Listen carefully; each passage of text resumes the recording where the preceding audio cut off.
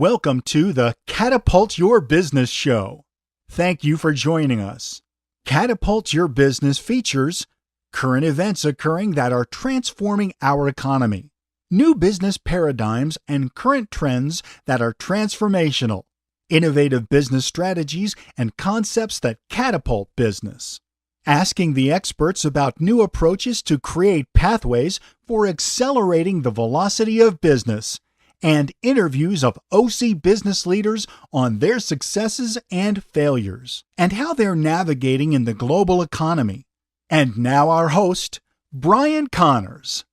Welcome to the Catapult Your Business Show. Thank you for joining us. I'm Brian Connors, your host, and I'm excited to be here today to dialogue on the important issues transforming our economy, what that means for each of us, and what some businesses are doing to catapult business using the levers of today's digital economy.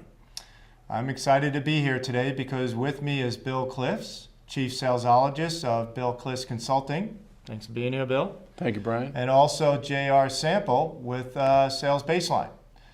Today we're going to be talking about how you can align your business better so you can compete at another level and increase your sales. So J.R., welcome to the show. Thank you very much. Great to be here. Well, thanks for coming. And so J.R., so tell us a little bit about, what is Sales Baseline? Sales Baseline is a tool for organizations to use to really bring their sales organization up to a higher level. It covers over 100 different areas, any one of which is either going to help improve or have a negative impact on somebody's sales and or profitability.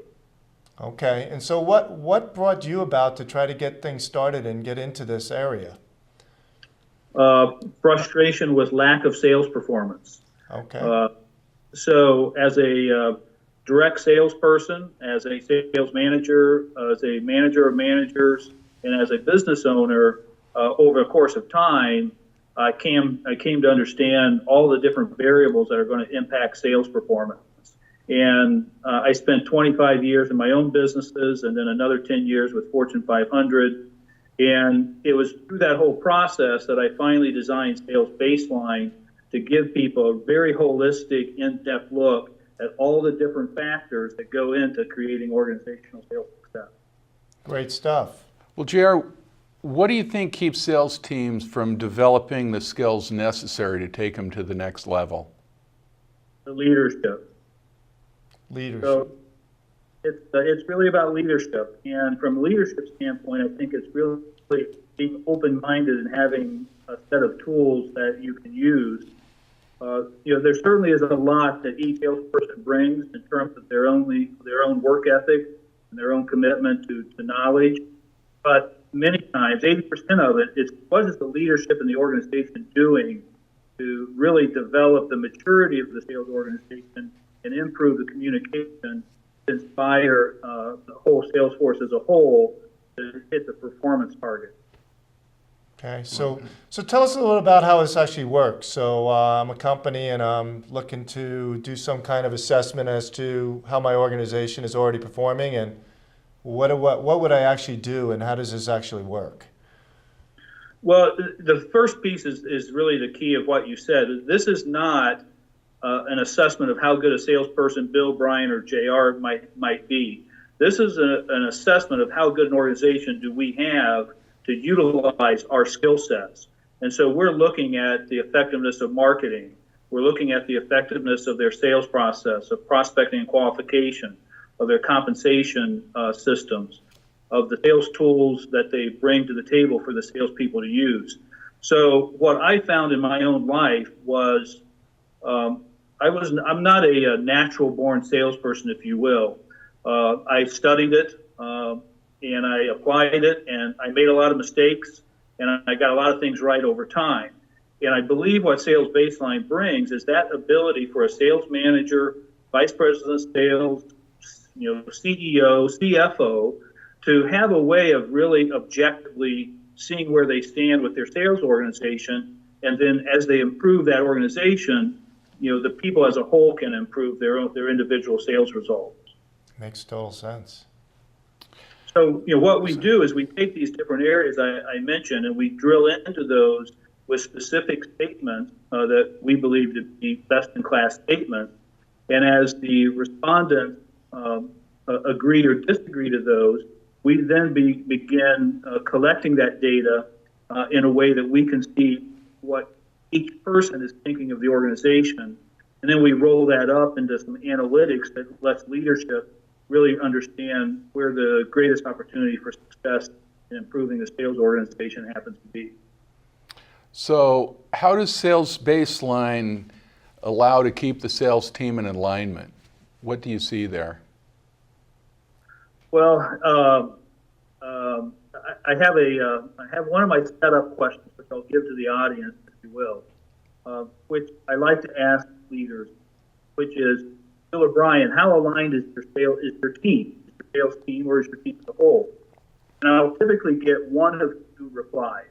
They'll either say, I really don't know, or they'll say, oh yeah, we're completely aligned, marching in the same direction. And I say, hey, Brian, that's great to hear. I don't hear that often.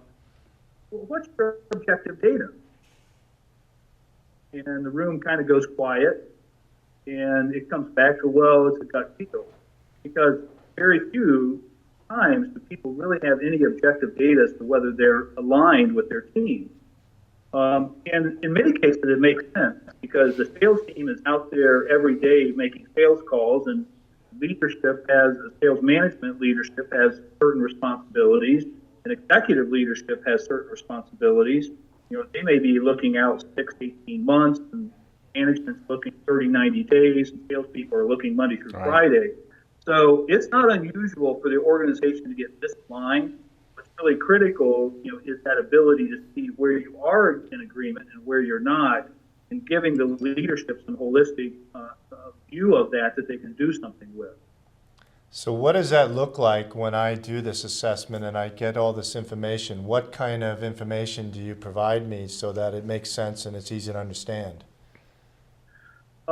It goes back to being a $1 million software investment in terms of the software that generates all the analytics, and the standard deviation, and the positive score, and the spirograms, and the graphics. But it puts it in a package that is very simple, that's very visual, very easy to understand, and lets people. Most important is it lets the leadership. It'll let them see what the organization as a whole thinks, and then we will break that up into the groups that they decide. So, for example, we'll have that VP of sales or chief executive officer take it. We'll have your leadership take it. We'll have the frontline leadership take it. We'll have the field sales take it. And then we can show them what each individual group thinks of the sales organization.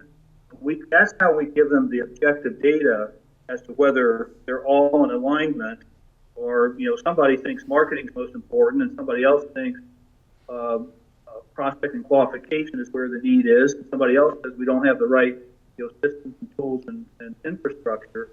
So it's really giving them all a chance to participate in what they think is working and not working. And we also use a force ranking system to where, rather than, if I said, on a scale of 1 to 10, how important is marketing? You might say 8 or 9. And if I say, well, how important is the sales process? You might say 8 or 9. And as you go through these different things, everything's all of a sudden an 8 or a 9. There's no clear delineation as to where to get started. We don't allow that. You have to make a decision between what's most important, next most, and least important. And when we get the data like that, we then can tell people how they're performing, what areas they're performing and not performing, and we'll use their own perspective in terms of what's very important, what's not so important. And if I can use my hands, we'll create a graph and actually plot out what each of their groups think is their most important items, least important, and the areas that they're performing well and not performing well. And that's where we really get to the low-hanging fruit, or I should say they get to the low-hanging fruit, and it really gives them a very logical way and an objective way of where to start improving sales.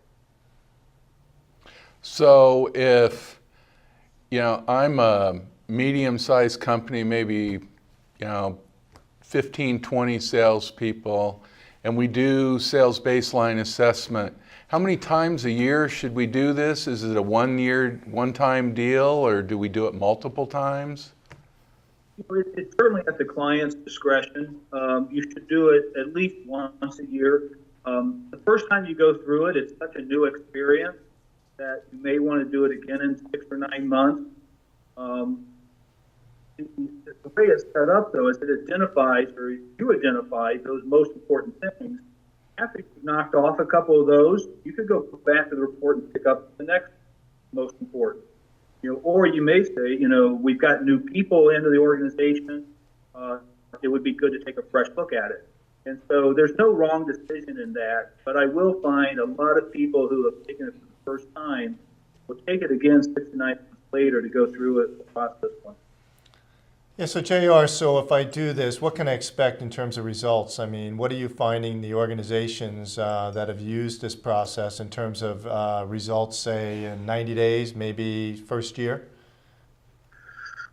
There's a couple pieces to that. One is, there's some percentage of the sales force that's under 100%.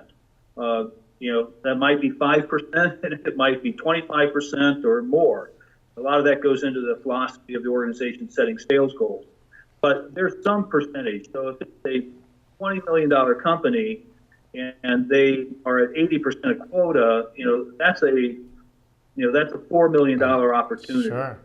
Right? So if we can come in there and help them understand, why is they're at 16 million and not 20, and identify those drivers and fix them quickly, they can see. Some of that depends upon their own sales cycle and the size of their solutions and some of the rest of that. But literally, we can impact things immediately.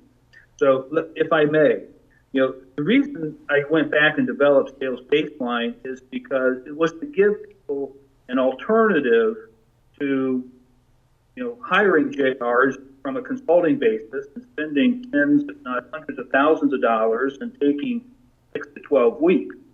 So this is a beautiful tool if you are a do-it-yourselfer, because you can literally, in 15 to 20 minutes, take the assessment, and I can generate results hours later. And the example I give is not theoretical, but I'll tell you right now, is if you had a sales force of 20 or of 50, and you said next Monday morning at 9 o'clock, I want everybody in the office, virtually or not, and we're going to take 30 minutes and go through the Sales Baseline, I can roll up those results and be having a conversation with the CEO at noon. Mm-hmm. And you can't do that by hiring a sales consulting company. It'll take them weeks to design the surveys. It'll take them weeks to interview people. It'll take them weeks to type up the results. So, and there's nothing wrong with that. Don't get me wrong. I simply wanted an alternative for people that really wanted to make a difference immediately and may not have a budget of $40,000 to $100,000. That's pretty phenomenal. That's incredible. What size of organization do you see best can leverage Sales Baseline? The best organization is a bigger one because of the things I mentioned a moment ago, is the cost and time frame to really assess a large organization of 20 or 50 or 500 salespeople is so onerous, people don't do it. But the more people, the more value you're going to get out. And another funny example I'll use in that context is, I'll ask somebody, Bill, when's the last time you went in your office, closed the door, sat down in your chair, and just, what are these people thinking, right? It happens been there. to us, right? We've all been there, sometimes multiple times a day. Well, the Sales Baseline is a way of getting out of them in an objective way what they think is going on in the organization. And to try and do so, I have a friend of mine who works for a very large sales consulting organization. They just went in for 2 weeks into a southern state organization. They spent 2 weeks interviewing salespeople. And in that process, they got a chance to ask about a half a dozen to a dozen questions in a course of an hour to 90-minute interview. We're asking over 100 questions in 15 minutes. So the results that we can deliver, are just very different than a long-term organizational assessment of that nature. It's an alternative. It's not just necessarily replace value in that, but it's a really nice alternative to have in your bag. Right. So, and you also engage in the whole organization because everybody has input, right? I mean, if I understand this right? Correct. So those groups that I explained a moment ago, the CEOs, senior leadership, frontline leadership, those groups can be whatever you want. They can be a marketing group, inside sales, outside sales, sales support, because you're right. I mean, everybody has an opinion about sales, right? We all know that. Right. It's important sometimes to give a voice to, to share with the executive leadership on what they see.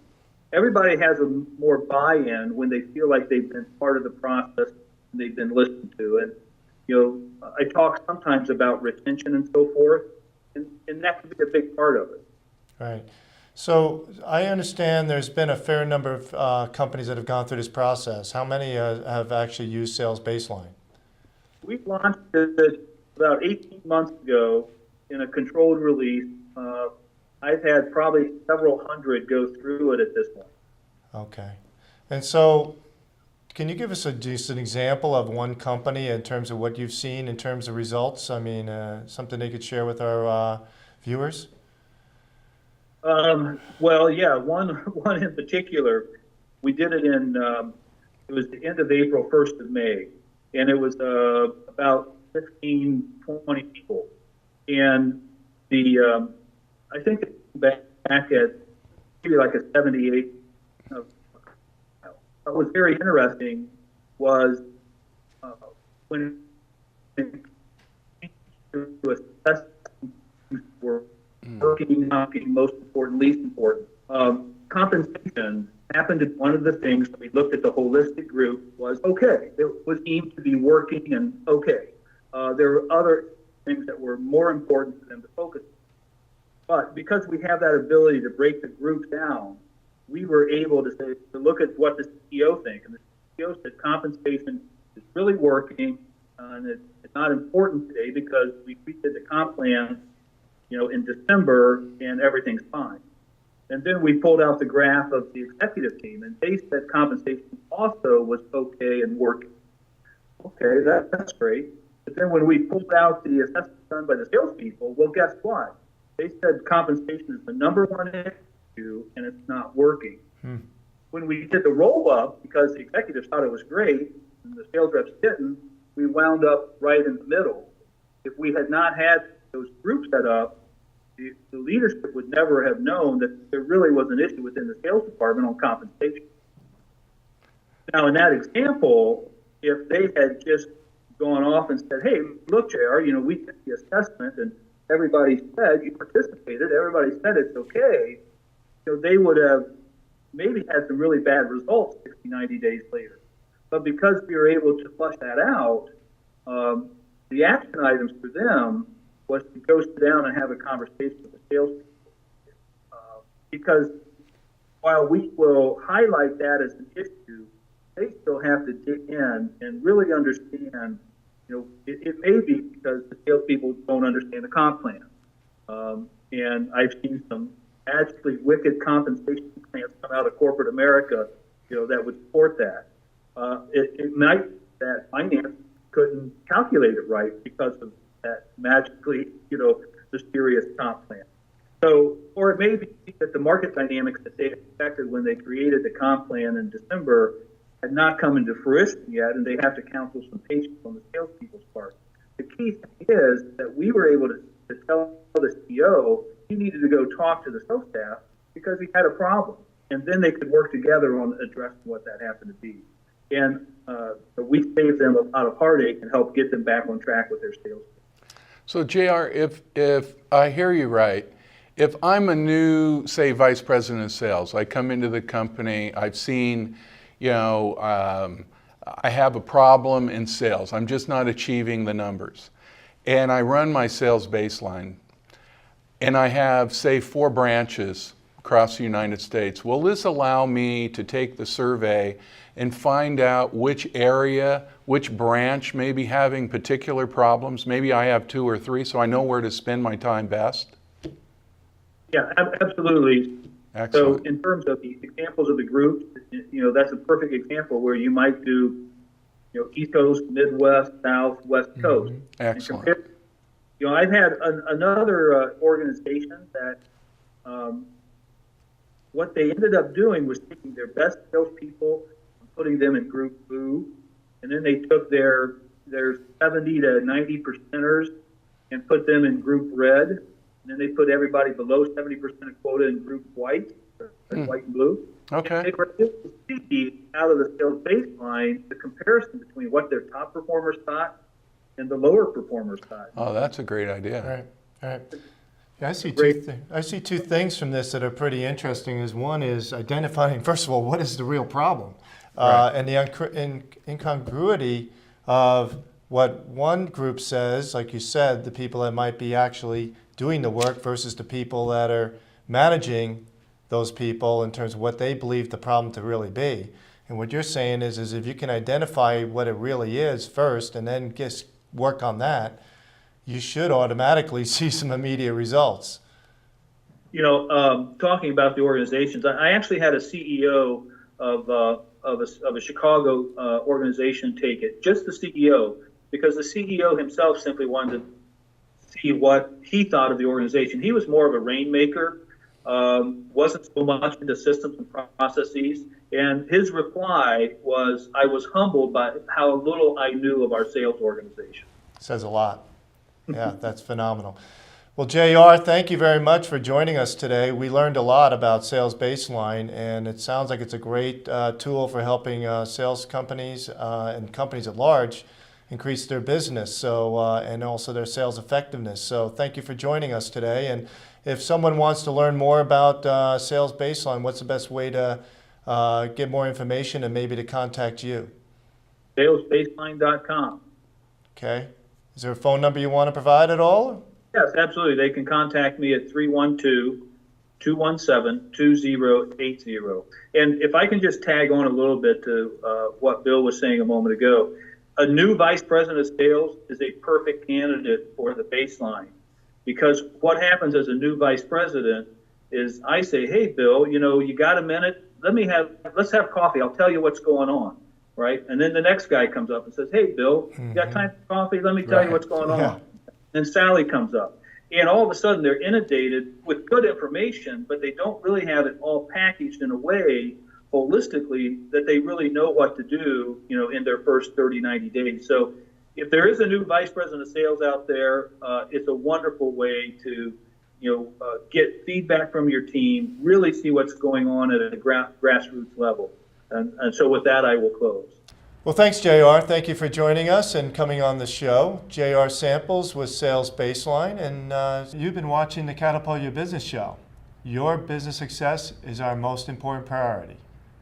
Tune in and watch the other Catapult Business shows at catapultbusiness.net to learn more about topics on how you can catapult your business to the next level. You can also reach us by phone, 949-423-3978, or email us at catapult@consultantslink.com. This is Brian Connors, and thank you for watching. Consultants Link provides business a link to the most necessary business resource, the knowledge pool of intellectual capital and highly specialized professional services and consulting expertise. We provide businesses outside-the-box strategies and tactics with SWAT team execution for solving business most pressing concerns and for accelerating the velocity of business results. Consultants Link's flexible workforce offers business a leaner, more flexible staffing model to help businesses meet the real-time demand for expertise, obtain faster results, and higher returns on investment at a premium value.